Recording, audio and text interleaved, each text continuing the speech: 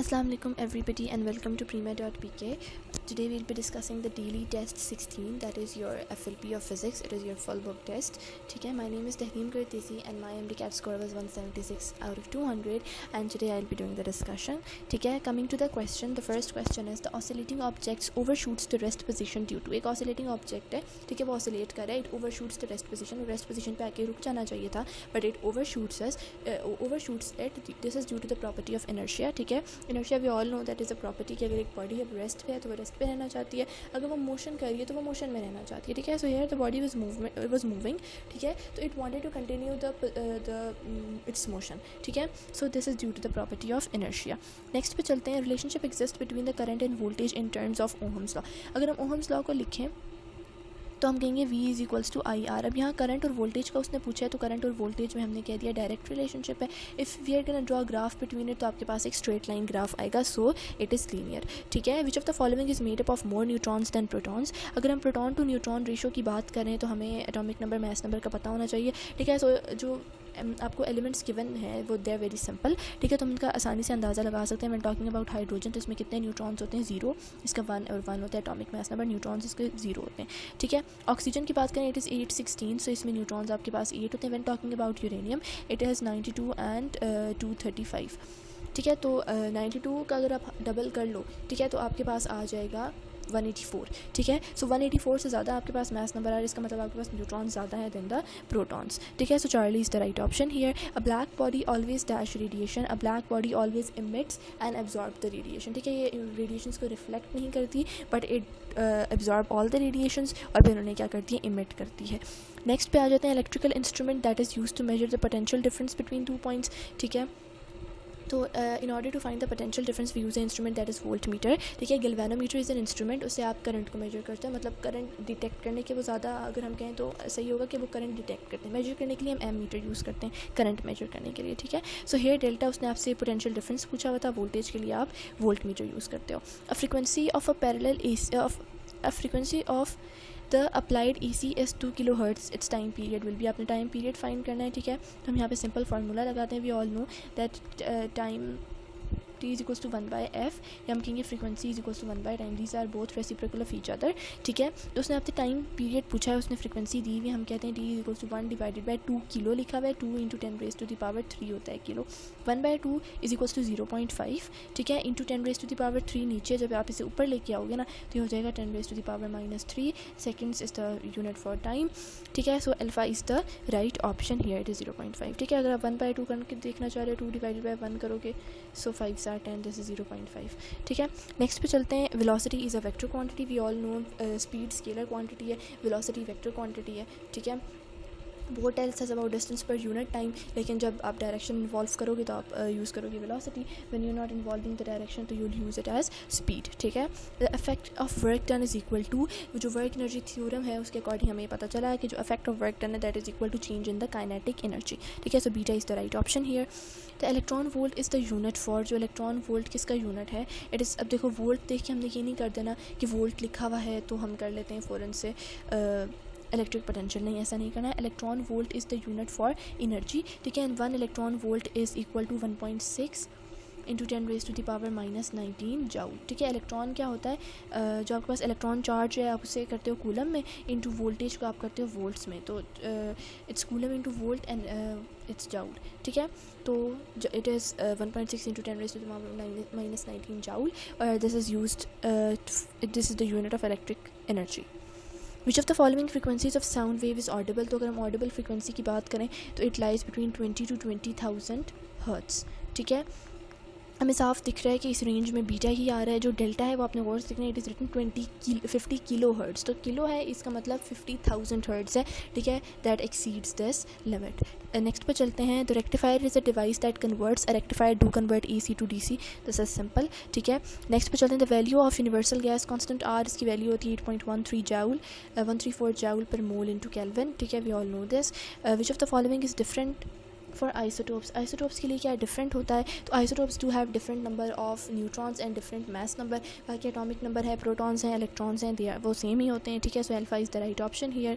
Protons and neutrons are compose of smaller particles called. ठीक है, तो proton and neutrons are made up of quarks. ठीक है, alpha is the right option here, we all know this. A loop of radius 1 metre is placed on an incline. अच्छा, अब ये आपके पास आ गया है न्यूमेरिकल क्वेश्चन, ठीक है, we need to solve it.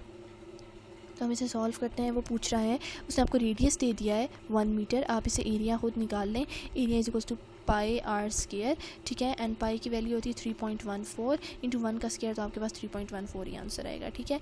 B की वैल्यू उन्होंने आपको दे दी है 100 टेस्ला, ठीक है। करस्पॉन्डिंग फ्लक्स आपने फाइंड करना है, इट इज़ ए बी या बी ए, नहीं पहले लिखती है बी ए कॉस थीटा होता है एक्चुअली, ठीक है। तो आप वैल्यूज़ पुट करें, दिस इज़ 100 इंटू 3.14, कॉस आपके पास आ गया 60 degree, that is equal to 0.5, ठीक है। 0.5 जब आप इसे सॉल्व करेंगे तो आपके पास आंसर आ जाएगा 157, ठीक है। आपने इसको इस तरह सॉल्व कर देना है, 100 into 3.14 into 0.5 and you are gonna solve this, तो आपके पास ये आंसर आ जाएगा। नेक्स्ट पे चलते हैं। The activity of radio active substance changes from 8000 becquerel to 1000 becquerel in 10 days, what is the half life, ठीक है। आपने हाफ लाइफ फाइंड करनी है, तो हम इसको इस तरह कर लेते हैं कि पहले हम देखते हैं उसके अंदर चेंजेस, उसकी एक्टिविटी कैसे चेंज हो रही है, ठीक है। मेरे इस दस, ठीक है। तो हम कह रहे हैं कि 8000 बैक्यूरल थी, 8000, ठीक है। तो 8000 से एक हाफ लाइफ के बाद हो गई होगी 4000, फिर आपके पास हो गई होगी 2000, फिर आपके पास हो गई 1000, ठीक है। और ये कितनी हुई, 12 डेज़ में हो गई, ठीक है।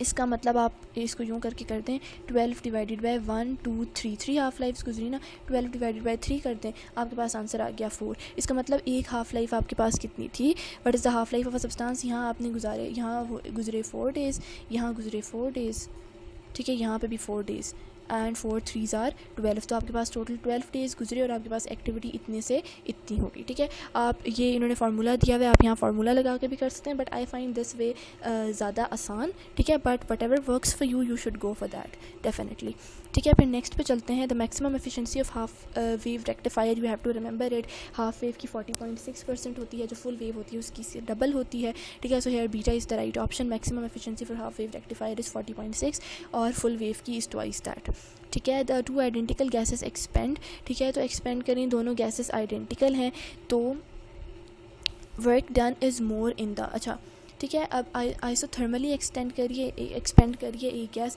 और एडियाबैटिकली एक्सपेंड करिए, ठीक है। एडियाबैटिकली में आपके पास हीट ट्रांसफ़र नहीं होता, ठीक है, सिस्टम्स में हीट ट्रांसफ़र नहीं हो रहा, ठीक है। तो दो आइडेंटिकल गैस एक्सपेंड करें तो आपके पास वर्क डन किस में ज़्यादा होगा, आइसोथर्मल प्रोसेस में आपके पास वर्क डन ज़्यादा होगा, ठीक है। यू कैन सी यहाँ ग्राफ है, you have to remember this graphs actually too, ठीक है। तो यहाँ पी और वी के दरमियान में जो ग्राफ है, तो work done is equals to P delta V होता है ना, pressure into change in volume, ठीक है। सो आप देख सकते हैं ग्राफ में शो हो रहा है आइसोथर्मल का वर्क डन क्या है, ज़्यादा है, क्योंकि आप जब आप ग्राफ से वर्क डन को स्टडी करते हो तो इट इज़ जो है आपका pressure volume area under the graph की बात होती है ना, that is equal to work done. तो आइसोथर्मल में area under the graph is greater than the adiabatic one, so here alpha is the right option. Woollen clothes keep the body warm because of, woollen clothes आपकी body को गर्म रखते हैं, अगर वो good conductors हों तो वो हीट एक्सचेंज होने देंगे ना, आपकी बॉडी की हीट बाहर जा रही है इन्वायरमेंट के साथ, क्योंकि हॉट बॉडी से आपके पास कोल्ड बॉडी में हीट ट्रांसफ़र करते हैं ना, हम हॉट टू कोल्ड, ठीक है। तो अगर बाहर एक्सटर्नल टेम्परेचर कम है, आपकी बॉडी ज़्यादा हीट अप है, आपकी बॉडी गर्म है, तो हीट इज़ गना ट्रांसफ़र, ठीक है। But you are gonna wear woollen clothes because they do have bad conductivity, ठीक है, दे आर बैड कंडक्टर्स। इसकी वजह से क्या होगा कि they are gonna keep you warm, ठीक है। So bad conductivity is the answer, this is simple, ठीक है। Since air is a bad conductor of heat, it prevents the loss of heat from the body, thus keeping it warm. The wool in itself is a bad conductor of heat, does not allow heat generated by the body to escape, and it insulates the body well. The correct form of Ohm law is, ठीक है, तो यहाँ पे हम Ohm law का formula लिख लेते हैं सबसे पहले, ठीक है, और फिर हम देखते हैं आपके पास कौन सा करेक्ट आ रहा है। यहाँ हम कहते हैं V is equals to I R, तो I is equals to V by R होना चाहिए था, तो अल्फ़ा तो हो नहीं सकता, तो बीटा है I is directly proportional to V, बिल्कुल सही बात है, and Charlie V is equals to I R, so beta and Charlie both are the right options. You need to understand one thing कि आप एक MCQ की statement पढ़ोगे और ऑप्शन देखोगे तो फ़ौरन से ही नहीं कर देना कि आप यहाँ देखा ओ चार्ली है फ़ौरन चार्ली कर लेना, you have to read at least read all the options, ठीक है। कभी कभी बोथ वाले ऑप्शंस होते हैं, आपने एक से ही देखा, आपने बाकी ऑप्शंस रीड नहीं किया, you just did that blindly, मुफ्त का नंबर जाया गया, यू न्यू इट, ठीक है, आपको पता था कि इसका क्या है, बट बस पैनिक कर दिया, जल्दी करना है, टाइम जा रहा है, यूँ करके, तो at least read all the options, ठीक है, this is what I suggest. तो delta is the right option here. When an object is moving at the constant speed which of the following is always true, ठीक है। तो जब एक constant speed पे move कर रही है तो distance is greater than displacement, ठीक है। Displacement is greater than distance. अच्छा, उसने आपको इन्फॉर्मेशन दी है कि it is moving in constant speed, आपको स्टेटमेंट में कोई इन्फॉर्मेशन नहीं दी हुई कि पाथ कौन सा ट्रैवल करिए। Either the body is moving in a straight line, ठीक है, the body is moving in a curved path, ठीक है। आपको ऐसी कोई या फिर जिगजैग पाथ है, वट एवर इट इज़, उसने आपको पाथ ट्रैवल की कोई इन्फॉर्मेशन नहीं दी हुई, ठीक है। तो यू कांट क्लैरिफाई कि डिस्टेंस ग्रेटर है डिस्प्लेसमेंट से या डिस्प्लेसमेंट लेस है या जो भी है, whatever it is, you can't tell that exactly unless और until you know the path followed by the body, ठीक है। तो इसने आपको पाथ फॉलोड कुछ नहीं बताया, so there is not enough information available, delta is the right option. When a spring is stretched, how much work is done by the stretching force, ठीक है। तो आपने स्प्रिंग को स्ट्रेच किया, ठीक है, जिस साइड पे आपने फोर्स अप्लाई की, आपके पास डिस्प्लेसमेंट वहाँ क्या हो रही है, direction of applied force and the direction of displacement they are both same. तो जो आपका वर्क डन है that is the positive work, ठीक है। Alpha is the right option. You have 3 capacitors each of 2 coulomb, in which of the following combination the 3 capacitors is the resultant force 6, ठीक है। तो अगर हम सीरीज़ में इनको लगाते हैं, सबसे पहले हम आसान काम करते हैं, ठीक है, सीरीज़ पैरेलल में लगा के देखते हैं। अगर आंसर नहीं आता फिर हम एक सीरीज़ 2 पैरेलल, 2 सीरीज़ 1 पैरेलल, इस तरह करके देखेंगे, ठीक है। तो when talking about a series combination तो हम कहते हैं 1/c equivalent is equals to 1 divided by C1 plus 1 divided by C2 plus 1 divided by C3, ठीक है। तो हम यहाँ इसका ले लेते हैं 1 divided bye 2 plus 1 divided bye 2 plus 1 divided bye 2, आप इसको ले लें 2, LCM आ जाएगा 1 plus 1 plus 1, this is so simple, it is gonna B 2 है ना, तो ये आपके पास आ जाएगा 3/2, ठीक है। ये आंसर नहीं आ रहा, पैरेलल में लगा के देख लेते हैं, ठीक है। पैरेलल में जब हम पैरेलल में हम इन्हें लगाएंगे तो हमने क्या कर देना है, सिंपली इसको ऐसे करके ऐड कर देना है, C equivalent is equals to C1 plus C2 plus C3 हमने कर देना है, ठीक है। एंड 2 + 2 + 2 आप करेंगे तो आपके पास क्या आ जाएगा, 6 आ जाएगा। तो 6 यानी इसका मतलब आपने all 3 capacitors are in parallel, ठीक है। नेक्स्ट पे चलते हैं, the when a bulb is turned on Ohm's law is applicable, no. जब एक बल्ब टर्न ऑन हो जाता है ना, हम ओहम लॉ में कहते हैं टेम्परेचर रिमेन्स कांस्टेंट, तो टेम्परेचर कांस्टेंट नहीं रहता, उसके बीच में से करंट फ्लो करता है, रेजिस्टेंस की वजह से टेम्परेचर क्या होता है, इंक्रीज होता है। Ohm law only applicable when the resistance remains constant, ठीक है। However when a bulb is turned on the resistance changes with time, ठीक है, वो हीट अप भी हो जाता है, सो ओहम लॉ यहाँ पे एप्लीकेबल नहीं है। Identify the factor on which the mutual inductance does not depend, mutual inductance depend नहीं करी, ठीक है। Relative orientation, relative separation of 2 coils, permeability of coil material, इन तीनों पे कर रही है, ठीक है। यू एलिमिनेट, आपके पास रह जाएगा रेसिप्रोसिटी, ठीक है। So the mutual inductance of 2 coils is the property of their combination, और वो इस पर डिपेंड नहीं कर रही होती। Which of them functions as primary and secondary coils, hence mutual inductance does not depend on the reciprocity, ठीक है। नेक्स्ट पे चलते हैं, which force provide the centripetal force for planets to move around the sun, ठीक है। अब देखो planets और अर्थ, अगर हम ये बात करें, हम ये नहीं कह रहे कि आपके पास अर्थ चार्ज पार्टिकल है या सन आपके पास चार्ज पार्टिकल है, दोनों अपोजिटली चार्ज्ड हैं, ठीक है। अगर आप ऑप्शंस में देखो, Coulomb's force and magnetic force, these are for the charge bodies, ठीक है। आपकी बॉडी चार्ज होगी तो फिर ये फोर्सेज एग्जिस्ट करेंगी, and earth and sun are uncharged, ठीक है। तो दोनों के दरम्यान में what is left is beta, gravitational force है, ग्रेविटी की वजह से वो क्या कर रहे हैं, एक दूसरे के अराउंड रिवॉल्व कर रहे हैं, beta is the right option. What is the electrostatic force, electrostatic is a conservative force, ठीक है। नेक्स्ट पे चलते हैं, अ beam of electron can, a beam of electron reflect भी कर सकता है, रिफ्रैक्ट भी। रिफ्लेक्ट की अगर हम बात करें, मैं आपको पिक्टोरियली रिप्रेजेंट करके दिखा देती हूँ, ये एक चीज़ है। बीम ऑफ इलेक्ट्रॉन, रिफ्लेक्शन में क्या होता है, यूँ करके एक चीज़ आई and it reflect back, reflection में यूँ आता है ऐसे आई और ये बेंड होगी टू सम एंगल, ठीक है, टूवर्ड्स और away, depends on the medium कि डेंस टू रेयर जा रही है या rare to dense medium movement हो रही है, तो it can reflect and it can refract, so both is the right option, ठीक है। Galvanometer acting is voltmeter will have a coil with, ठीक है। अच्छा, गैल्वेनोमीटर, अच्छा when talking about voltmeter, अच्छा मैंने इसका आसान तरीका याद किया हुआ याद करने के लिए। So when talking about volt meter, तो आपकी सर्किट में वोल्ट मीटर कहाँ लगता है, पैरेलल में लगता है, ठीक है, पैरेलल में लगता है ना। बट जब आप गैल्वेनोमीटर टू वोल्ट मीटर बना रहे होते हो तो आप हाई रेजिस्टेंस अटैच करते हो इन सीरीज़, ठीक है। एंड एम मीटर आपके पास सीरीज़ में लगता है तो उसमें आप लो रेजिस्टेंस अटैच करते हो इन पैरेलल, ठीक है। तो इसको इस तरह याद कर लो, a high resistance in series, beta is the right option. The centripetal force is zero when the centrifugal force is, अब देखो सेंट्रीपिटल फोर्स ज़ीरो, इसका मतलब बॉडी सेंटर में मूव कर, सर्कुलर मोशन में मूव कर ही नहीं रही, तो you are gonna get the centrifugal force 0 2, ठीक है। सेंट्रीपिटल फोर्स 0 है, this means the body is not moving in a circle, ठीक है। जब सर्कल में मूव कर ही नहीं रही तो ना सेंटर सीकिंग फोर्स होगी, ना सेंटर से अवे लेके जाने वाली फोर्स होगी, ठीक है। The clouds, if the clouds of the earth behave like a black body यानी वो सारी रेडिएशंस को क्या कर लें, एब्जॉर्ब कर लें, ठीक है। तो कोई लाइट सरफेस पे पहुंच ही नहीं सकेगी क्योंकि वो सारी लाइट क्लाउड्स क्या कर लेंगे, एब्जॉर्ब कर लेंगे। So alpha is the right option here.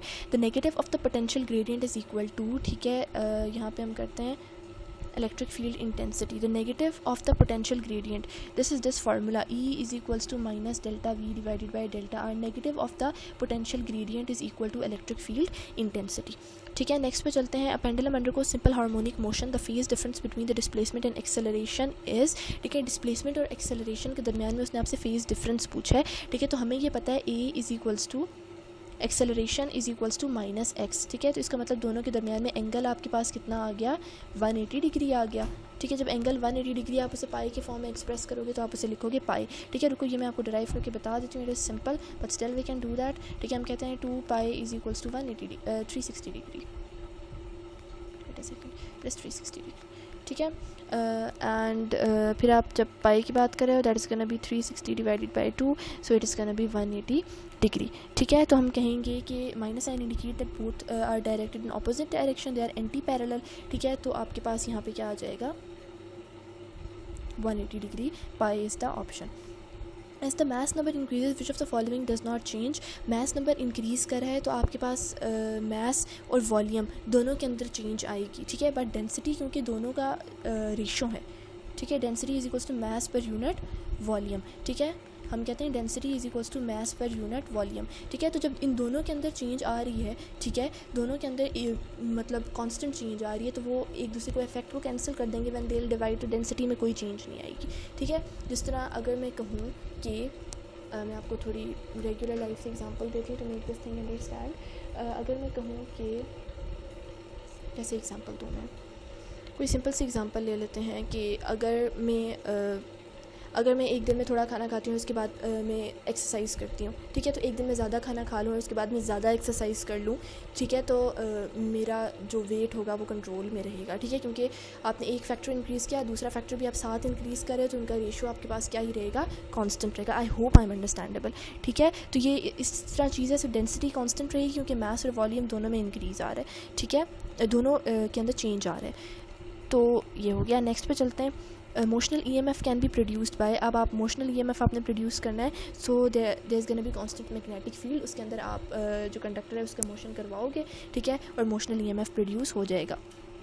एक कंडक्टर एक कांस्टेंट मैग्नेटिक फील्ड में मूव करेगा तो मोशनल EMF प्रोड्यूस होगा। According to Bohr the orbitals in which electron revolve around the nucleus are circular motion में होते हैं। This is simple. SI unit of current is ampere, ठीक है। अगर हम इसको ड्राइव कर लेते हैं, वैसे जरूरत नहीं, I is equals to Q/T, ठीक है। तो चार्ज कूलम बाय सेकेंड, ठीक है। So this is equal to ampere, ठीक हो गया। ऐसे unit of current is ampere. बाकी ऑप्शंस देख लो, वोल्ट तो ये आपके पास पोटेंशियल डिफरेंस है, जाउल्स वर्क डन है, वॉट आपके पास पावर है, ठीक है। So here this is the right one. When a force is parallel to the direction of motion of body the work done is, ठीक है, फोर्स आपके पास पैरेलल है, FD cos थीटा होता है ना, work done is equals to FD cos theta, ठीक है।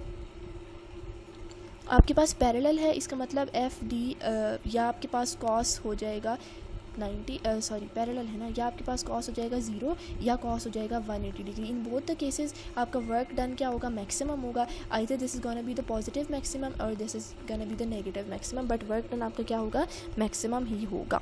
विच unit is used in the measurement of displacement, so it is meter, ठीक है। which of the following is not radioactive, ठीक है, इनमें से कोई भी रेडियो एक्टिव नहीं है। रेडियो एक्टिव एलिमेंट्स होते हैं जिनका एटॉमिक नंबर 82 से ज़्यादा होते हैं, इनमें से किसी का भी नहीं है, so none of them are radioactive, ठीक है। what is the relationship between power, current and resistance, तो P is equals to I square R, ठीक है, this is the right one। P is equals to IR नहीं है, P is equals to I square divided by R2 नहीं है, this is the formula, ठीक है। so simple alpha is the right option। which of the following changes when taken together will result in decrease in the pressure of an ideal gas, तो हमें ये पता है कि प्रेशर और volume are inversely related, ठीक है। तो जब आप वॉल्यूम को इंक्रीज़ करोगे और टेम्परेचर को डिक्रीज़ करोगे तो आपके पास प्रेशर क्या हो जाएगा, डिक्रीज़ हो जाएगा, ठीक है। द एक्सपेरिमेंटल गैस लॉ, अच्छा हम ये स्टेटमेंट लिख लेते हैं ना, हम कह लेते हैं PV is equals to nRT, ठीक है। तो हम बात किसकी करें, प्रेशर की बात करें, pressure of an ideal gas. तो pressure is directly proportional to temperature, ठीक है, and pressure is inversely proportional to volume, ठीक है। तो प्रेशर आपने डिक्रीज़ करना है तो आप टेम्परेचर, प्रेशर डिक्रीज़ करना है तो टेम्परेचर डिक्रीज़ करोगे, प्रेशर डिक्रीज़ करना है तो वॉल्यूम इंक्रीज़ करोगे। This is simplest explanation. In a stationary wave the distance between two adjacent nodes is called दो एडजेसेंट नोड्स के दरमियान का डिफरेंस आपके पास क्या होता है, λ/2, हाफ द वेव लेंथ होता है, ठीक है। Charlie is the right option.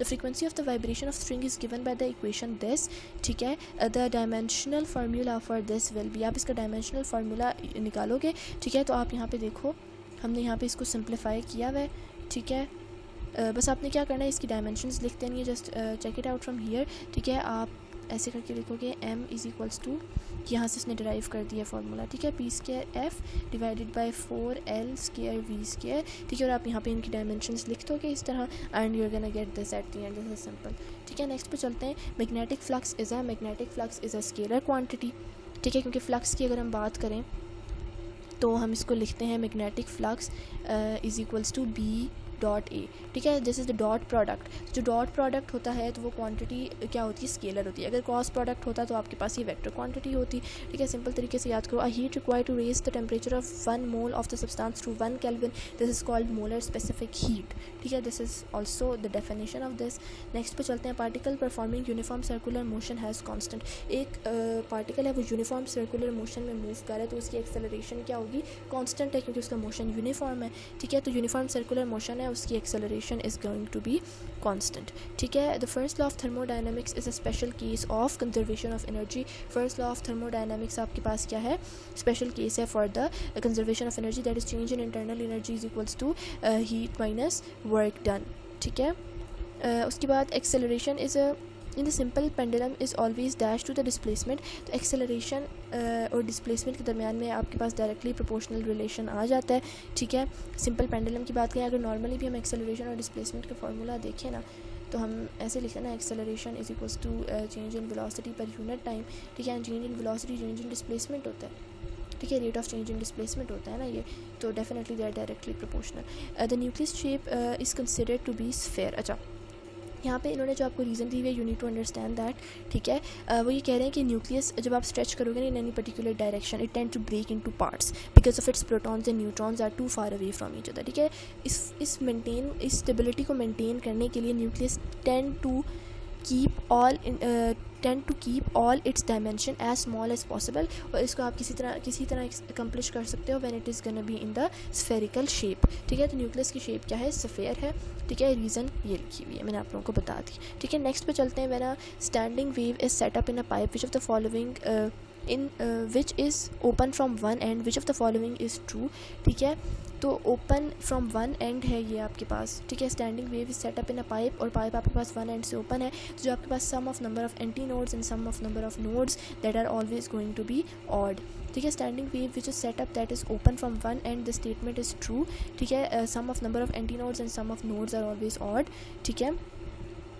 क्योंकि standing waves can form due to the reflection of waves at closed end the formation of anti nodes and nodes along the length of the pipe, ठीक है। Anti node is a point of maximum displacement, while node आपके पास zero displacement वाला point होता है। Standing wave को आपने setup किया एक पाइप में, तो there is gonna be one node at the close end, ठीक है, and varying number of nodes and antinodes along the length of the pipe depending of the mode of vibration. इस case में sum of number of anti nodes and sum of nodes will always be equal to odd number, this is because there is one more node than the antinode, एक आपके पास node ज़्यादा than the anti node, इन दोनों का sum is always going to be the odd number। फिर next पे चलते हैं। The angular momentum of the photon is, photon का एंगुलर मोमेंटम आपके पास क्या होता है, ज़ीरो होता है, ठीक है, क्योंकि फोटोन की स्पिन प्लस इंटू -1 होती है। इसका मतलब proton can either have plus h और minus h of angular momentum, ठीक है। Both these cancel each other, overall angular momentum आपके पास फोटोन का क्या हो जाता है, ज़ीरो हो जाता है। 3 charges are placed on a straight line with equal separation in order to make the net force 0, ठीक है। आपने नेट फोर्स 0 बनानी है, वैल्यू ऑफ Q फाइंड करनी है, आप यहाँ पे फार्मूला लगाएंगे, F is equals to K Q1 आपके पास आ गया +3 Q2 आपके पास प्लस क्यू आ गया, या हम इसे +1 लिख देते हैं, और तीसरा आपके पास q है डिवाइडेड बाय r²। ठीक है, आपने इसको सॉल्व करना है। f की वैल्यू आपको 0 दी हुई है, k की वैल्यू आपको पता है क्या होती है। ठीक है, इट इज़ 9 × 10⁻⁹। ठीक है, इंटू r आपके पास इक्वल सेपरेशन है। ठीक है, तो r² है, आप इसमें क्या करोगे, in order to make the net force 0 both +3 and q shall exert the equal force, क्योंकि आपके पास ये स्ट्रेट लाइन पे है ना, 3 charges are placed in a straight line with equal separation. ठीक है, तो इसकी एक्सप्लेनेशन में हम कहेंगे कि अगर आपको नेट फोर्स 0 करनी है then +3 and q shall exert the equal forces। ठीक है, for +q on q F0 q on q। ठीक है, तो आप इसको इस तरह करके ना, इनको कंपैरिजन में करके आप यहाँ से f की वैल्यू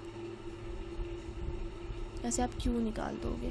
ठीक है, तो आप इसको इस तरह सॉल्व करोगे कि ये q1 q2 a divided by r² is equals to k q1 b q2 b divided by r²। ठीक है, आप इन जब एक सिंप्लीफाई करना है, all you need to do, तो आपके पास q की वैल्यू आ जाएगी, q1 b की वैल्यू आपके पास आ गई 3। ठीक है, तो +3q इसकी वैल्यू आ गई। ठीक है, नेक्स्ट पे चलते हैं। A flux in the region where magnetic field, a flux is a region where magnetic field. Flux आपके पास वो रीजन होता है जहाँ मैग्नेटिक फील्ड चेंज नहीं कर रही होती। ठीक है, फ्लक्स क्या होता है कि आपके पास मैग्नेटिक फील्ड लाइंस एक एरिया से कितनी पास कर रही हैं।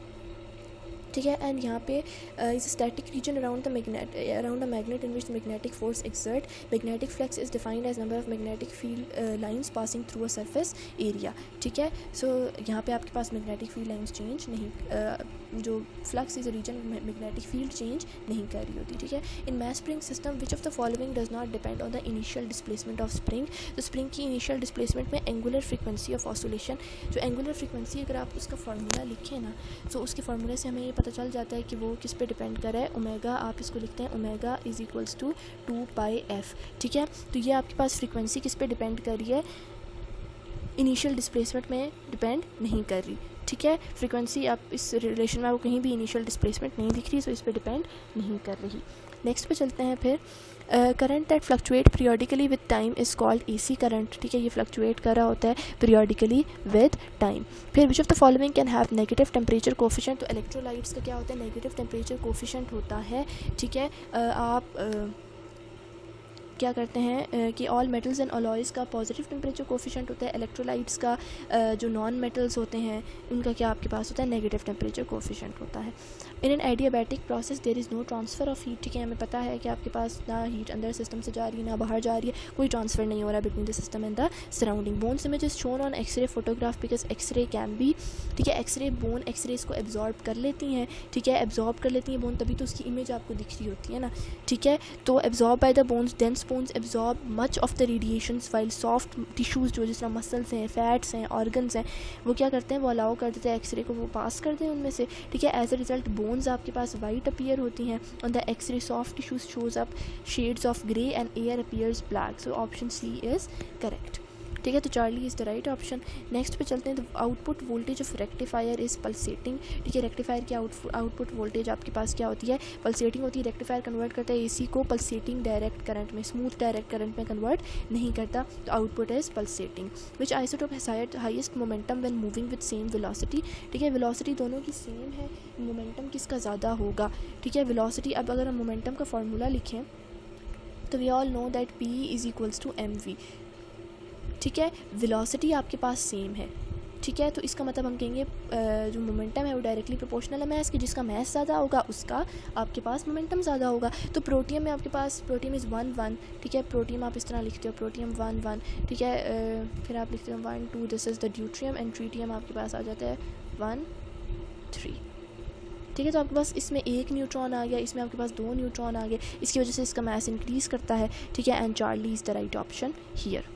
फिर if 2 protons interact in the same direction they will change the intensity. 2 photons हैं, sorry not protons, it is photons. 2 photons interact करेंगे इन द सेम डायरेक्शन, तो मैस उनका बिल्कुल चेंज नहीं होगा, एनर्जी भी चेंज नहीं होगी। ठीक है, but their intensity will change.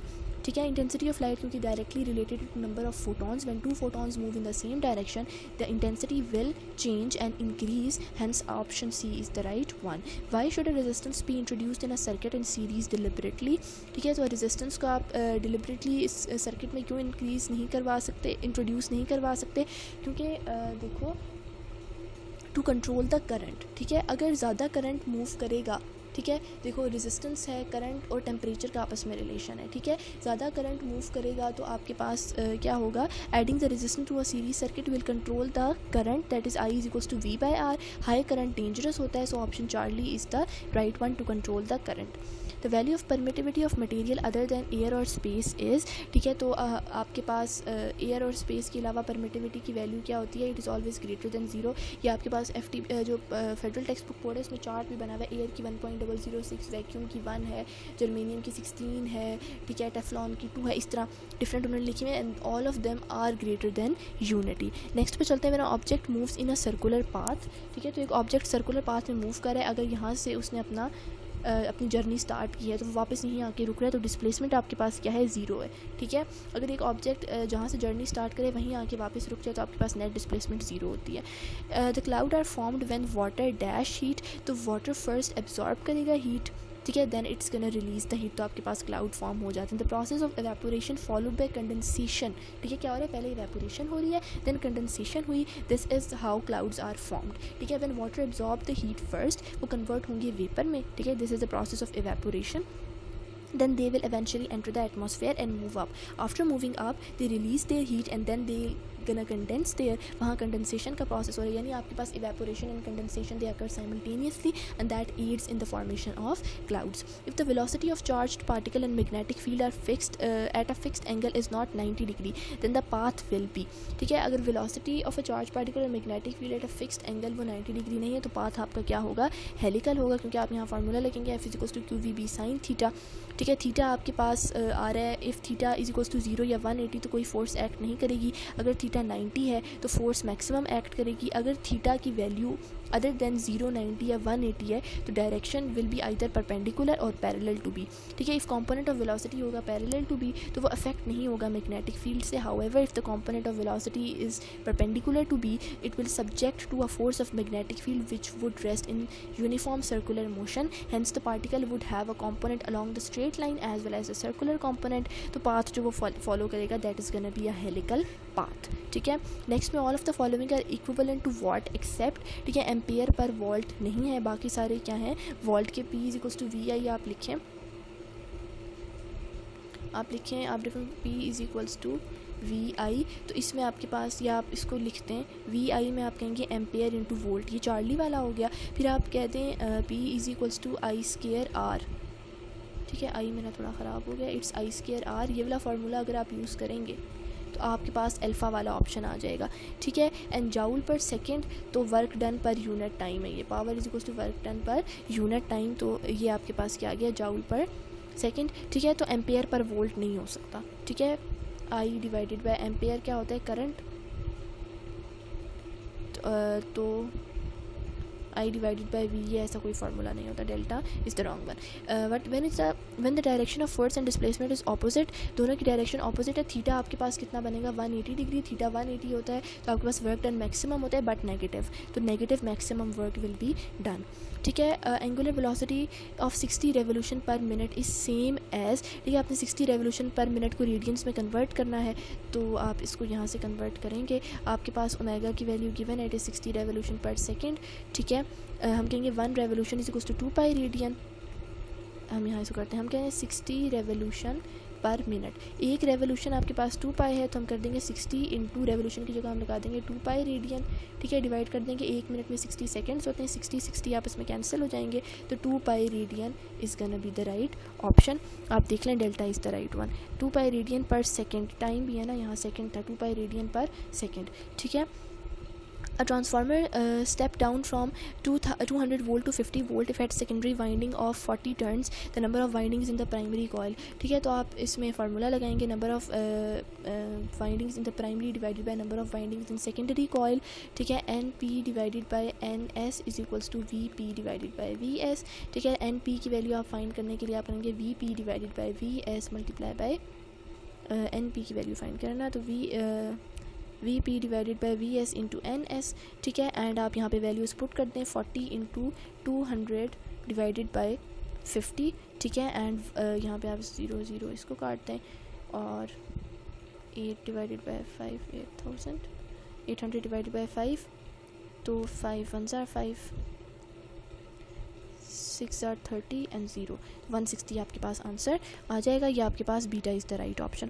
For which angle between area and magnetic flux, flux आपके पास मैक्सिमम होगा 0 cos 0, magnetic flux A B cos theta, cos 0 cos 180 ये मैक्सिमम होते हैं, ठीक है, तो 0 is the right one. Mutual inductance has practical role in performance. Transformer works on the principle of mutual inductance. So delta is the right option. There are dash are such nuclei of an element that have the same mass number A but different charge number Z, ठीक है। आपके पास mass number same है, charge number different है, यानी आपके पास atomic number different है, मैथ नंबर सेम है। These are the isobars. Isotopes अगर होते तो same atomic number different mass number होता, ठीक है। So beta is the right one here. Velocity vector is the quantity that follows the rule of vector addition. अच्छा, आपने दो वेक्टर्स ऐड करने ना, अगर हमने दो स्केलर क्वांटिटीज़ ऐड करनी है ना तो हम इन्हें डायरेक्टली ऐड कर सकते हैं ना, लेकिन आप वेक्टर ऐसे ऐड नहीं कर सकते। मैं आपसे कह रही हूँ, मैं गई 2 मीटर नॉर्थ एंड देन मैं 3 मीटर वेस्ट गई, ठीक है, तो आप इसको कैसे ऐड करोगे? आप 2 3 तो ऐड कर दोगे, ठीक है, बट आप नॉर्थ और वेस्ट को कैसे ऐड करोगे? Okay, in order to do that you do have a head to tail rule, ठीक है। तो rules for vector addition are there, ठीक है। Vectors do not follow simple addition और सब्ट्रैक्शन, ठीक है। It is possible to separate north pole from any bar magnet, you can't separate. एक आपके पास बार मैग्नेट है, it is a permanent magnet, ठीक है, यहाँ पे नॉर्थ पोल है, यहाँ पे साउथ पोल है सपोज, ठीक है। You can't separate the north pole from the south pole, ठीक है, this is not practically possible, ठीक है। So no is the option, no, ठीक है। In some case it is possible, ऐसा कुछ भी नहीं है, कोई जो मर्जी केस हो, दिस इज़ नॉट पॉसिबल, ठीक है। नेक्स्ट पे चलते हैं फिर। A particle radio isotope has half life of 5 days, ठीक है। इन 15 days the probability of decay will be, उसकी हाफ लाइफ कितनी है? 5 है, ठीक है।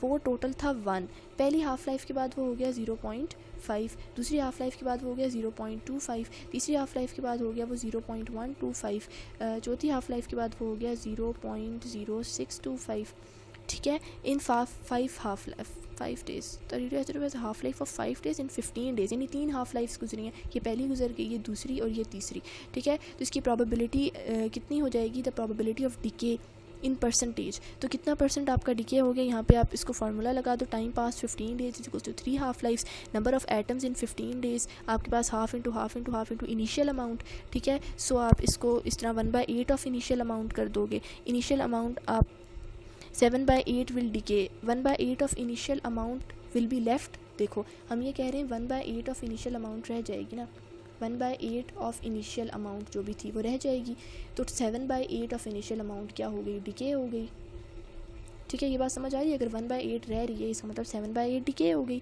ठीक है, तभी तो 1/8, इन दोनों को ऐड करो ना, आपके पास 8/8 आ जाएगी, 1 कंप्लीट बन जाएगा, ठीक है। यहाँ तक समझ आ गई। फिर आगे हमने इसकी परसेंटेज फाइंड करनी है, तो हम करेंगे 7/8 मल्टीप्लाई बाय 100, ठीक है। 7/8 डिके हो गई, कितनी परसेंट डिके हो गई? तो परसेंटेज फाइंड करने के लिए आपने सिंपली 100 से मल्टीप्लाई कर देना है, you will get 87.5%। The ratio of mass of an electron to neutron is, तो mass of an electron to neutron ratio, जो इलेक्ट्रॉन जो न्यूट्रॉन होता है ना वो 1840 टाइम्स हैवियर होता है देन, मैं गलत तो नहीं बोल रही, जो आपके पास इलेक्ट्रॉन होता है वो, जो न्यूट्रॉन होता है, सही बोल रही हूँ, neutron is 1840 times heavier than an electron, ठीक है। तो इस पे से कोई भी रेशियो इज़ नॉट राइट, ठीक है। सो electron is 1836 time lighter than that of neutron, 1836 time होता है देन क्या कहते हैं प्रोटॉन, एंड 1840, मतलब आप इसे इस तरह कह सकते हो, क्योंकि कुछ बुक्स में आपको 1836 भी मिलेगा, but if we go more exact, ठीक है, तो बिल्कुल जो एग्जैक्ट कैलकुलेशंस है ना, तो वो 1840 आ जाता है to the neutron and 1836 as compare to protons होता है, ठीक है।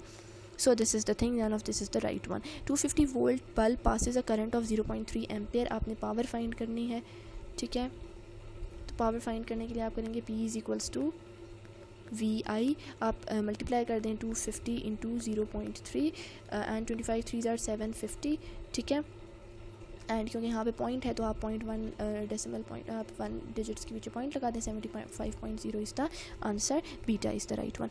What will be the product of decay, beta decay of carbon 14, carbon 14 का बीटा डिके हो रहा है, एक एटॉमिक नंबर क्या हो रहा है? ऐड हो रहा है, मतलब एटॉमिक नंबर आप करें Z+1 बीटा डिके करें, ठीक है। तो आपने जब बीटा डिके किया, आपके पास कार्बन 614 था, इसका बीटा डिके हुआ, नंबर ऑफ़ न्यूट्रॉन सेम रहे, लेकिन नंबर ऑफ़ जो प्रोटॉन्स थे वो आपके पास एक इंक्रीज़ हो गया, 7 हो गया। अब अब आप देखिए 7 किस एलिमेंट का एटॉमिक नंबर 7 है, क्योंकि atomic number is distinct for every element, ठीक है। वो एक हर एलिमेंट का सपोज उसका नाम है, ठीक है। आपको आप एटॉमिक नंबर देखोगे आपको पता चल जाएगा एलिमेंट कौन सा है। तो 7 जिसका होता है दैट इज़ नाइट्रोजन, तो नाइट्रोजन 14 आपके पास बनेगा, मैथ्स नंबर में कोई चेंज नहीं आता, beta is the right option.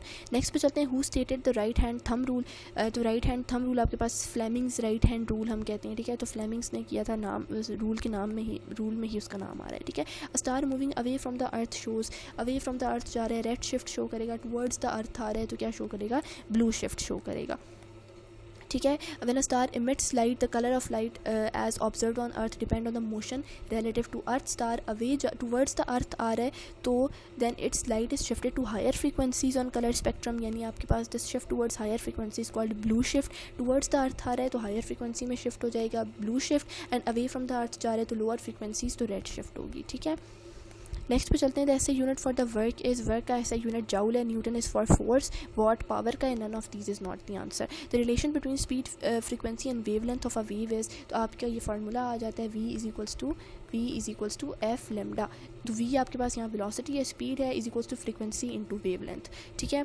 2 point charges of charges q1 and q2 are placed at distance d, the force between them is proportional to, directly proportional की बात हो रही है, d के नहीं है। अगर हम यहाँ फार्मूला लिखें तो आपको ज़्यादा क्लियर हो जाएगा, ठीक है। हम कहेंगे f is equals to k q1 q2 divided by d square, ठीक है। डिस्टेंस डी उसने बता दिया, आर स्क्वायर हम लिखते हैं ना, लेकिन उसने कह दिया डिस्टेंस इज़ डी, ठीक है। तो हम कह रहे हैं force is directly proportional to 1 by d square, या force is inversely proportional to d square, ठीक है। तो force is proportional to 1 by d square, ठीक है। So this is the relation. Charge की बात हो नहीं रही थी, आप सिर्फ डी कर नहीं सकते, अल्फा एंड चार्ली तो बिल्कुल गलत है, and force is not directly proportional to D, inversely है, तो delta is the right one.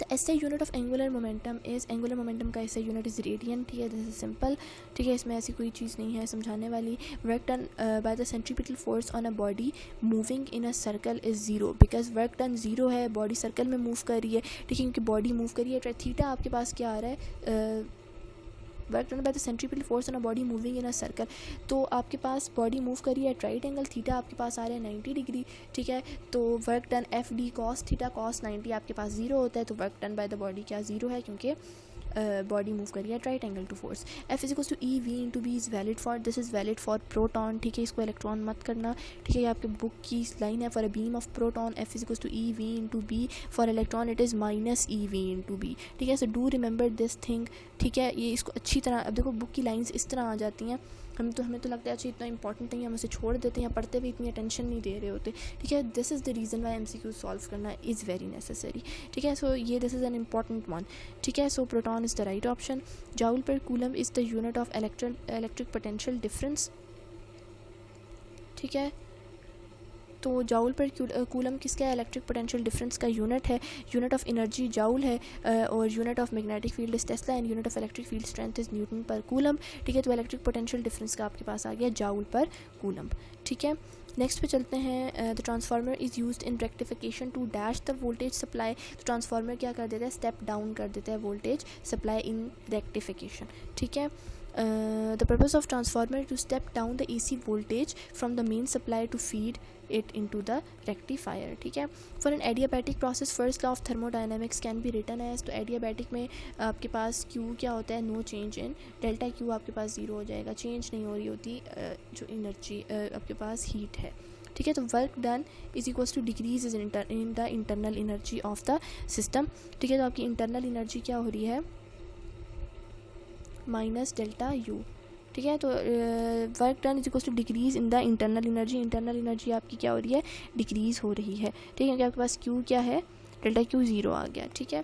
अब इसको ऐसे alpha is the right option. The photo cell is similar to photoelectric effect, ठीक है। फोटो सेल या फोटो वोल्टाइक सेल भी इसे कहते हैं। It works on a principle of photoelectric effect, ये कन्वर्ट कर रहा होता है light energy into electrical energy, and the energy of photons hitting the semiconductor frees the electron to flow, इस तरह रेजिस्टेंस क्या हो जाती है, डिक्रीज हो जाती है। तो photoelectric effect and photo cell they are similar.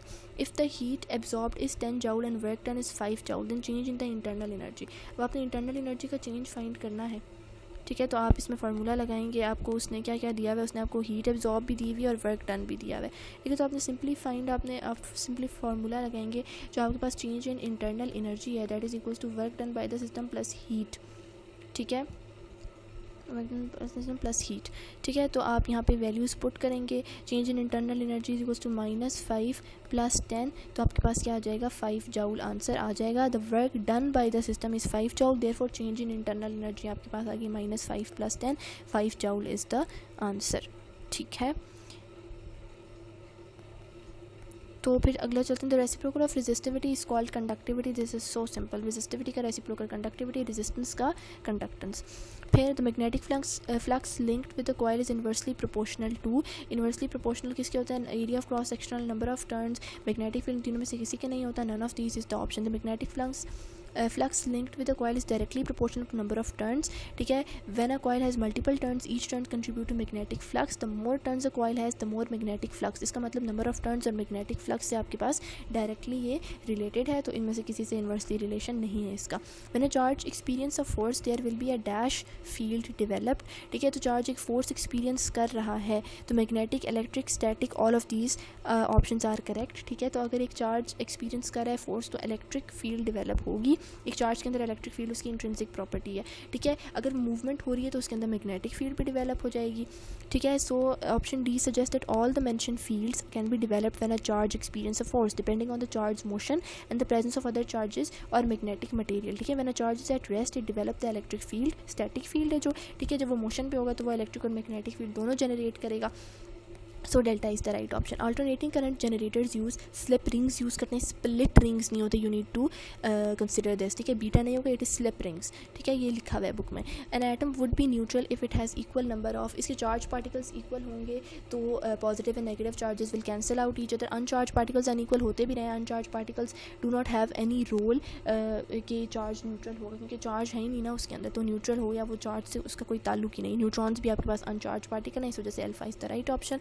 ऐसे unit for EMF it is volt, potential difference का वोल्ट होता है unit. Calculate the charge passing through the current if the current its 10 ampere and the recorded time is, आपने charge find करना है, I is equals to Q/T वाला formula लगा देते हैं, हम कहते हैं I is equals to Q/T। Charge आपके पास करंट आपके पास कितना आ रहा है 10 एम्पियर आ रहा है, टाइम आपके पास आ रहा है 5 सेकेंड, ठीक है, 15 second, sorry it is 15 seconds. तो Q is equals to 15 into आप 10 कर देंगे, दिस इज़ गोना बी 150, ठीक है। फिर नेक्स्ट पे चलते हैं, consider capacitor as vacuum in the space between the conductors, if we double the amount of charge on each conductor what will happen to the capacitance. Capacitance जो है वो depend कर ही नहीं रही किस पे, चार्ज पे। अगर आप इसका फार्मूला देखें तो इट इज़, अगर हम कैपेसिटर का फार्मूला देखें तो हमें पता चलेगा किस चीज़ पे डिपेंड कर रही है। So the capacitor depends on C is equals to, आपके पास कैपेसिटर परमिटिविटी पे डिपेंड कर रही है, एरिया पे डिपेंड कर रही है, डिवाइडेड बाय डिस्टेंस पे डिपेंड कर रही है, ठीक है। तो कहीं पे आपके पास तो उसने ऊपर आपको कंडीशन दी है कि आप चार्ज डबल करो, चार्ज हाफ करो, चार्ज ट्रिपल करो, 4 टाइम्स करो, जो मर्जी कर लो, तो capacitance is in depending upon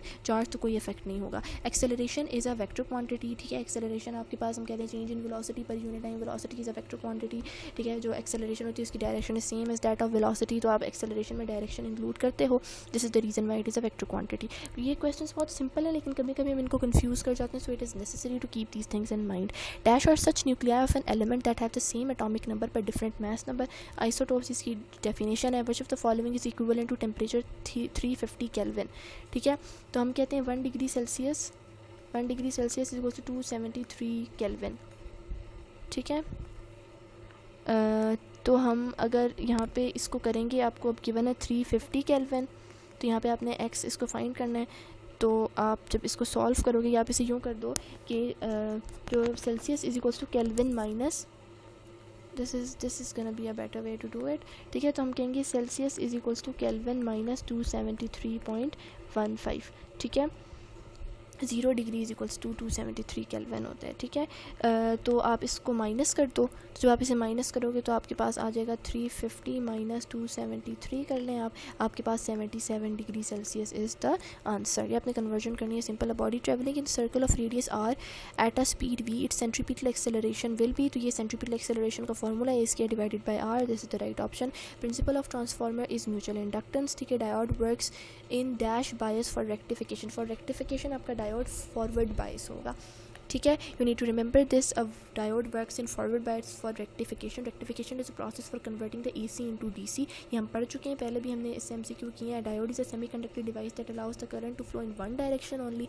diode forward bias होते तो करंट फ्लो करता है थ्रू द डायोड ईजिली, ठीक है। जब डायोड रिवर्स बायस होगा तो करंट फ्लो नहीं करेगा थ्रू द डायोड, ठीक है। तो हम क्या कह रहे हैं, diode works in dash bias for rectification rectifier circuit में diode is use to allow the current to flow in one direction only. Rectification में आपने एक डायरेक्शन में फ्लो करवाना है और फ्लो होना चाहिए तो आप उसे फॉरवर्ड बायस में रखो, क्योंकि अगर आपने रिवर्स बायस में रखा तो कोई करंट फ्लो करेगा ही नहीं। Ohm's law is applicable to semiconductor नहीं, वैक्यूम ट्यूब्स, कार्बन रेजिस्टर्स, ऐसा कुछ नहीं, ठीक है। ये कंडक्टर्स पे एप्लीकेबल होते हैं। आपके पास जो वी ग्राफ होता है वो स्ट्रेट लाइन होनी चाहिए, ठीक है। Ohm's law states that constant temperature current through the conductor between the 2 points is directly proportional to voltage across the 2 points, ठीक है। तो ये लिमिटेशंस हैं ओहम्स लॉ की। तो उसमें ये बताया हुआ है कि non linear Ohm's law applicable है ओनली फॉर द कंडक्टर्स, ठीक है। तो semiconductor, vacuum tubes and carbon resistors, these are wrong, none of these. Under the action of restoring force the body accelerate, ठीक है। The speed of the body always increase नहीं, the body moves at constant speed,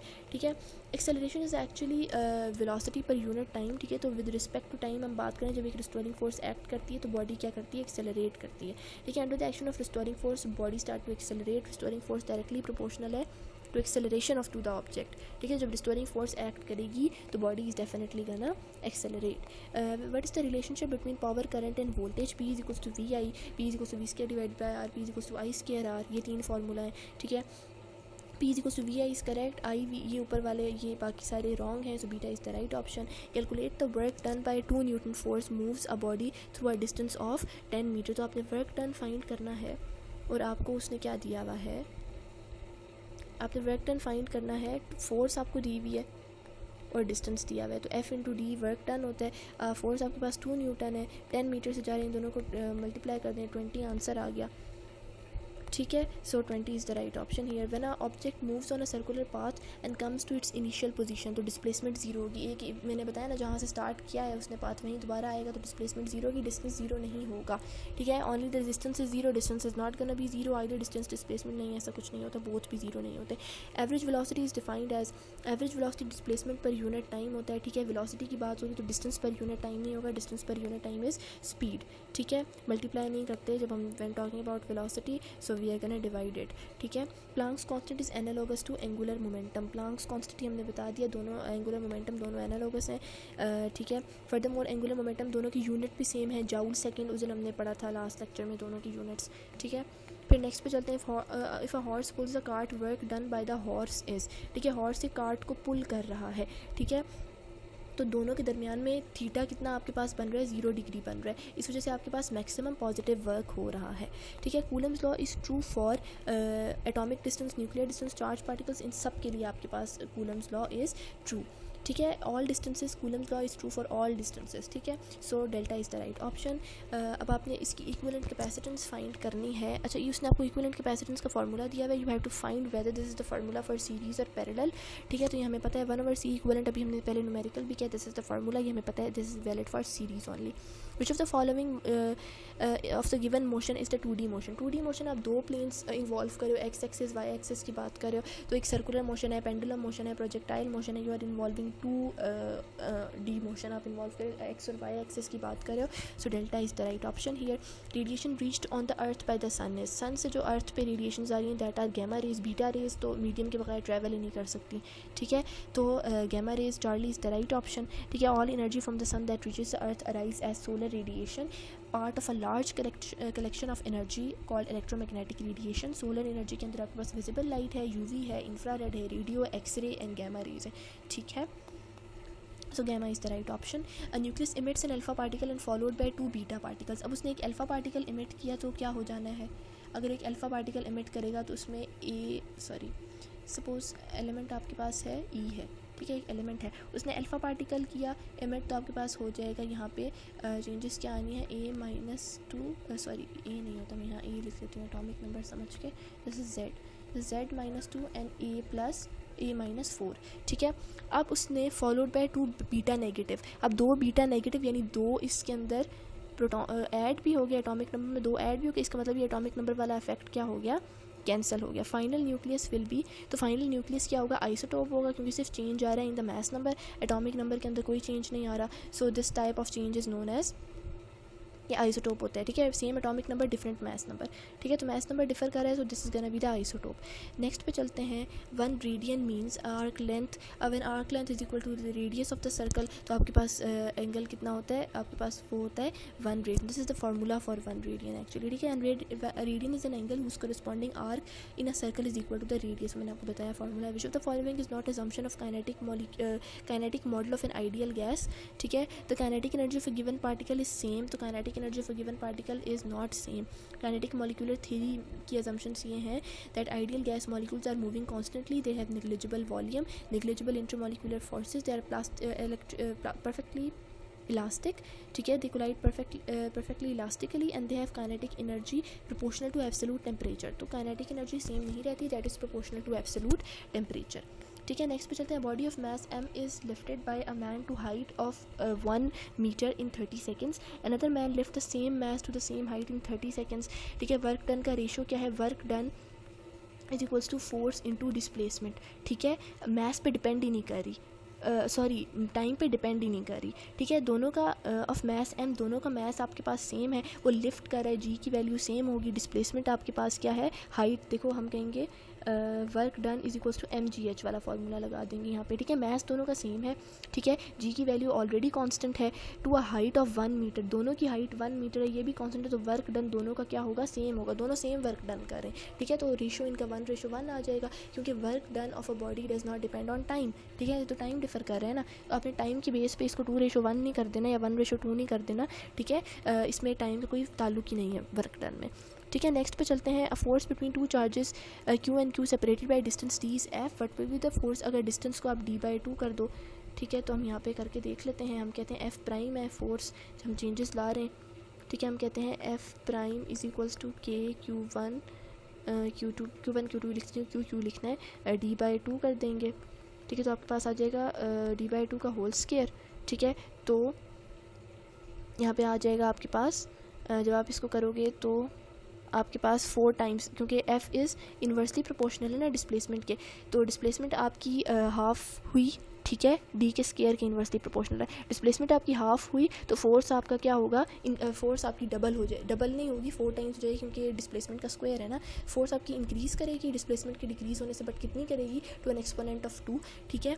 तो आपके पास 4f will be the answer for this, ठीक है। इसको आप इस तरह सॉल्व भी कर सकते हैं जिस तरह मैंने किया, और 4f आंसर आ जाएगा। Magnetic field will not produce in case of, neutral particles में मैग्नेटिक फील्ड प्रोड्यूस नहीं होगी। Magnetic field, charge particles move करेंगे तो मैग्नेटिक फील्ड प्रोड्यूस होगी, एक चार्ज पार्टिकल रुका हुआ है, मैग्नेटिक फील्ड प्रोड्यूस नहीं होगी। Electric field is the intrinsic property of a charge particle, वो रुका हुआ है या चल रहा है, electric field is gonna be there. Neutral particle magnetic field produce नहीं करेगी। Acceleration due to gravity near the earth is, तो g की वैल्यू जो होती है near the earth that is uniform, ठीक है। On the earth surface standard acceleration due to gravity g is denoted, it is approximately equal to 9.81 metre per second, ठीक है। एंड रिलेटिवली कांस्टेंट होती है at given location. Acceleration due to gravity remains nearly the same for all the objects in the vicinity of the earth's surface regardless of their mass, ठीक है। Arc, the length and the radius of an electric resistance of a certain wire is doubled simultaneously. Length and resistance आपने double कर देना है, electrical resistance आपने double कर दी, ठीक है।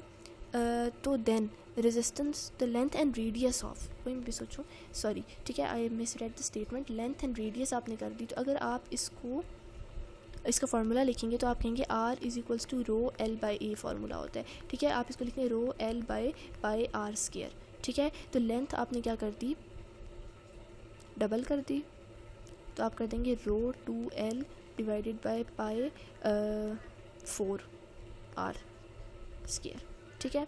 तो 2 1 ज़ा 2 2 2 ज़ा 4, तो आपके पास 1/2 rho L by pi R square हो जाएगा, ठीक है। इसका मतलब जो रेजिस्टेंस होगी वो आपके पास क्या हो गई, हाफ हो गई, और स्पेशल रेजिस्टेंस जो है, रेजिस्टिविटी है, वो रिमेन सेम रहेगी, क्योंकि रेजिस्टिविटी जो है ना वो डिपेंड ही नहीं कर रही लेंथ पे, रेडियस पे, ठीक है, एरिया पे, इन चीज़ों पे डिपेंड ही नहीं करती, ठीक है। It is independent of these dimensions, ठीक है। तो रेजिस्टेंस हाफ हो जाएगी, ये हमने निकाल दिया, हाफ हो गई, ठीक है। And resistivity will remain the same, ठीक है। If a charge particle kept at rest experience electromagnetic force, ठीक है। तो वो इलेक्ट्रोमैग्नेटिक फोर्स एक्सपीरियंस करेगी, चार्ज पार्टिकल एक रेस्ट पे है, ठीक है, उसने इलेक्ट्रोमैग्नेटिक फोर्स एक्सपीरियंस की, तो क्या होगा, option A and D R correct, electric field must be zero, ठीक है, एंड डेल्टा मैग्नेटिक फील्ड मे और मे नॉट बी ज़ीरो। एक तो चार्ज पार्टिकल है, ठीक है,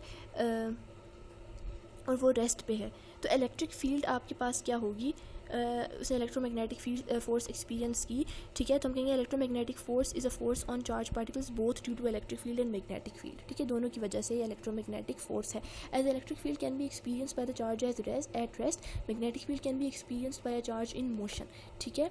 तो मैग्नेटिक फील्ड, ये मैं आपको बात बता चुकी हूँ, जो इलेक्ट्रिक फील्ड है it is N intrinsic property of a charge, ठीक है, लेकिन मैग्नेटिक फील्ड सिर्फ तभी होगी जब वो चार्ज क्या होगा, मोशन में होगा। तो electric field must not be zero, ठीक है, इलेक्ट्रिक फील्ड कभी ज़ीरो नहीं होगी क्योंकि वो चार्ज पार्टिकल है। मैग्नेटिक फील्ड में और may not be zero, it depends कि वो ऑब्जेक्ट रेस्ट पे है या मोशन पे है। The radiation emitted by hot bodies have a colour, red colour की रेडिएशंस होती हैं, ठीक है, perceived wavelengths changing from infrared to red, ठीक है, red to orange and so on, so this is alpha is the closest answer. Magnetic field lines have property that lines are, magnetic field lines never intersect each other, ठीक है, ऐसे नहीं होगी, आपके पास straight lines होती हैं, ठीक है, and they never intersect each other, they are non-intersecting, ठीक है। magnetic field lines do not intersect under normal conditions without any external influences, ठीक है। A 1 light year distance is distance traveled by light in 1 year, this is so simple, ठीक है। Next पे चलते हैं, which of the following has 4 sides, तो square की 4 sides होती हैं, ट्राइंगल की 3 होती हैं, circle has no sides, right triangle की भी 3 sides होंगी। Projectile when launched at 90 degree with respect to the horizontal then its trajectory is, trajectory उसकी क्या होगी, आपने 90 डिग्री पे लॉन्च किया तो वो ऊपर जाएगा और सीधा नीचे आएगा, ठीक है, तो it is just vertical distance travel, there is none of these trajectories followed by it, ठीक है। 90 degrees with respect to horizontal आपने भेजा, it moves vertically upward then falls back down under the influence of gravity, ठीक है, तो trajectory simple vertical line है, it is not parabolic, not hyperbolic, not anything else. Work has the dimension as that of work, और torque की same dimension होती है, हम कहते हैं work is equals to force into displacement, और torque की बात करें तो हम कहेंगे फोर्स इनटू रेडियस, ठीक है, तो इनकी जो डायमेंशंस होती हैं वो सेम है, ठीक है। Angular velocity can not be infinite, angular velocity एक ऑब्जेक्ट वो मूव करे एट एन एंगल तो वो इनफाइनाइटली मूव नहीं कर सकता, जीरो नेगेटिव लीनियर हो सकती है, it can never be infinite. An arc length equal to the circumference of the circle subtends an angle of 2 pi radian, 2 pi radians होते हैं अगर arc length circumference of circle के equal हो जाए, ठीक है। Next dimension of angular velocity are, angular velocity की dimension की बात करते हैं तो एंगुलर वेलोसिटी आपके पास होता है एंगुलर डिस्प्लेसमेंट पर unit time, angular displacement angle है, उसकी कोई डायमेंशन नहीं होती, पर यूनिट टाइम सिर्फ टाइम की डायमेंशन है, दैट इज़ टाइम इनवर्स, ठीक है, क्योंकि आपके पास मैं लिख दूँ, वैसे मैंने बता तो दिया है लेकिन ठीक है, तो इसकी कोई डायमेंशन नहीं होती, तो आपके पास 1/t ही डायमेंशन आएगी, तो आप इसे यूँ करके लिख सकते हो t -1 अंदर ही लिखोगे, ठीक है, इसको ऐसे लिखेंगे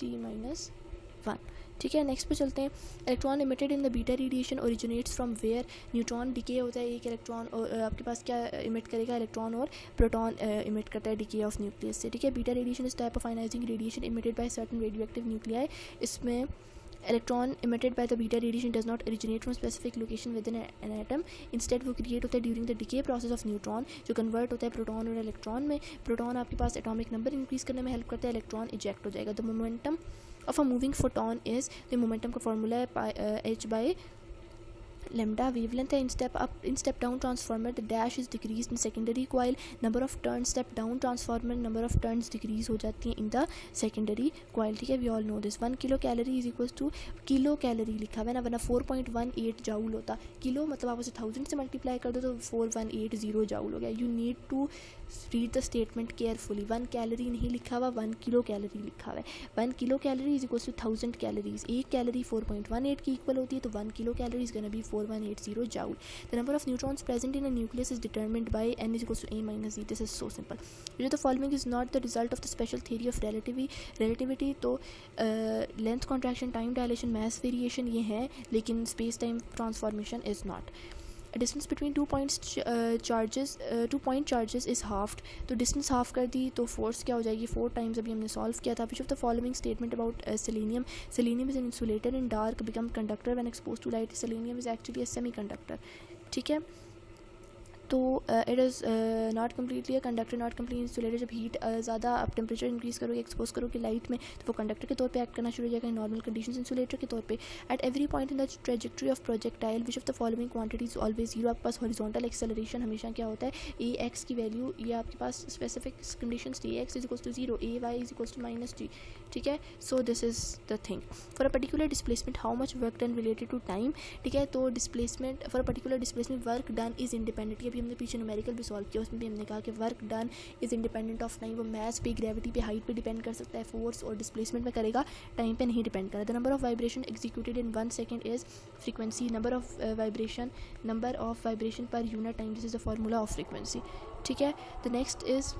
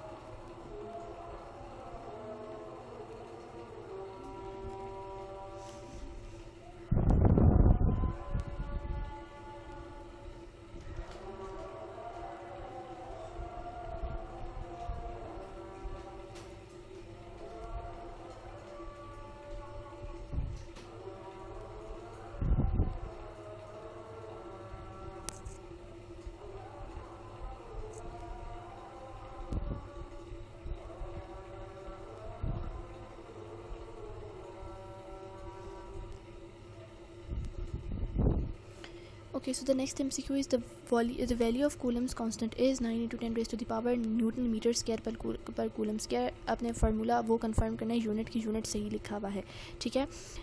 when number of turns in secondary coil is greater than number of turns in primary coil, तो ट्रांसफार्मर आपके पास स्टेप अप होता है, ठीक है। This is simple. Magnetic field density outside the solenoid negligible होती है, ठीक है। Magnetic field outside the solenoid आपके पास निग्लेजिबल, इनसाइड स्ट्रॉन्ग होती है, ठीक है। SI unit for the acceleration is, acceleration आपके पास change in velocity per unit time होता है, तो वेलोसिटी का आपके पास क्या हो गया, मीटर पर सेकंड होता है। वेलोसिटी पर यूनिट टाइम एक और सेकंड से मल्टीप्लाई कर दो, तो this is metre per second square, this is the SI unit, ठीक है। When in an oscillation is called simple harmonic motion, ठीक है। जब एक्सेलरेशन डायरेक्टली प्रोपोर्शनल, एक्सेलरेशन हमने ये पढ़ा था ना कि acceleration is directly proportional to minus x, ठीक है। एक second, I just minus x, ठीक है। सो when acceleration is directly proportional to minus x, so this is the condition for the simple harmonic motion।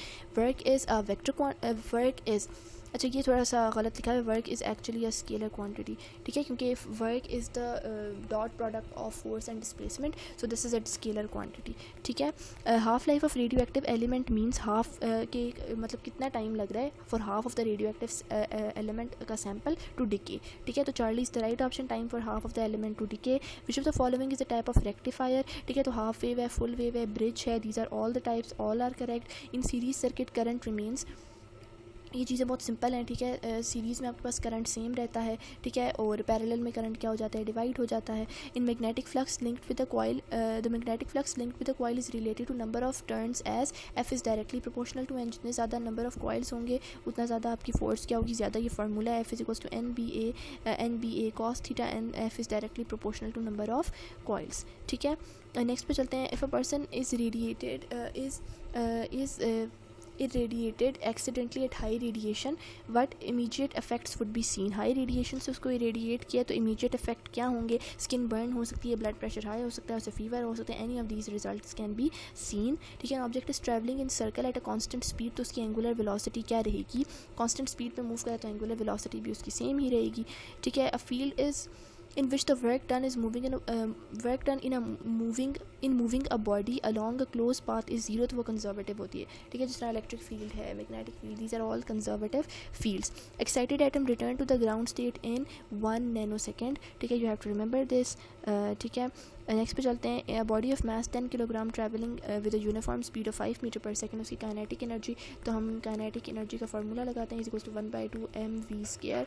मास आपके पास कितना है, 10 है, आप यहाँ पे लिखेंगे 1/2 इंटू 10 एंड वेलोसिटी आपके पास कितनी है 5 का स्केयर है, ठीक है। तो 2 1 2 2 5 10 एंड 5 को आप 25 से मल्टीप्लाई कर दें, so it is gonna be 125, 25 5 125, alpha is the right option. Radiotherapy is use for the treatment of cancer, usually use the gamma rays from cobalt 60, ठीक है। The capacitance of parallel plate capacitor can be written as A epsilon nought divided by D, ठीक है। ये capacitance का formula है, ठीक है। अभी हमने लिखा था एन ऑब्जेक्ट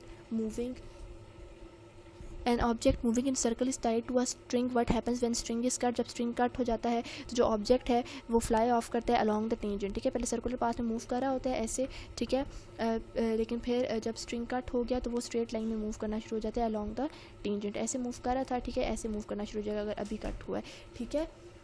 तो उसके बाद all electrical appliances are connected in parallel to each other between the main line and the neutral wire to get the different current but same potential। जब पैरेलल में कनेक्टेड है तो करंट डिफरेंट है but potential difference is same. Electrical field lines never cross each other, this is a fact. Material that have both metallic and non metallic characteristics, those are semiconductors.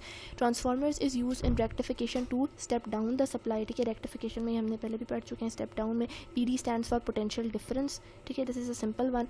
ऐसे unit of wave length metre है, this is also a simple one. Resistance of a material always decreases if resistance and temperature मतलब for conductors अगर हम बात करें तो resistance and temperature क्या होता है, डायरेक्ट रिलेशन है, ठीक है। तो रेजिस्टेंस डिक्रीज होगी अगर टेम्परेचर भी क्या होगा, डिक्रीज होगा, ठीक है। सो नेक्स्ट पे चलते हैं। Steady current do not change with respect to time. Steady current होता है ये कि number of charge flowing per unit time क्या है, कांस्टेंट है, ठीक है। If flow of heat energy from hot body to cold body is a flow of heat, एक हॉट बॉडी से कोल्ड बॉडी में हीट फ्लो होगी, it is an irreversible process, ठीक है। अब कोल्ड बॉडी से वापस हॉट बॉडी में नहीं जाएगी, ऐसे मूवमेंट नहीं होती हीट की। The direction of the restoring force is always towards rest या मीन पोजीशन। रिस्टोरिंग फोर्स आपको वापस मीन पोजीशन पे ही ला रही होती है तो उसकी direction definitely is gonna be towards rest और mean position. Unit of relative permittivity, ठीक है, तो ये आपके पास रिलेटिव परमिटिविटी आपके पास दिस इज म्यू आर, ठीक है, and it is ratio of permittivity, ठीक है। Permittivity ratio of two quantities same unit है, ठीक है, दोनों परमिटिविटीज़ का आपके पास रेशियो है, so this is gonna B dimension less, ठीक है। इसे कोई डायमेंशन नहीं होती, कोई यूनिट नहीं होता।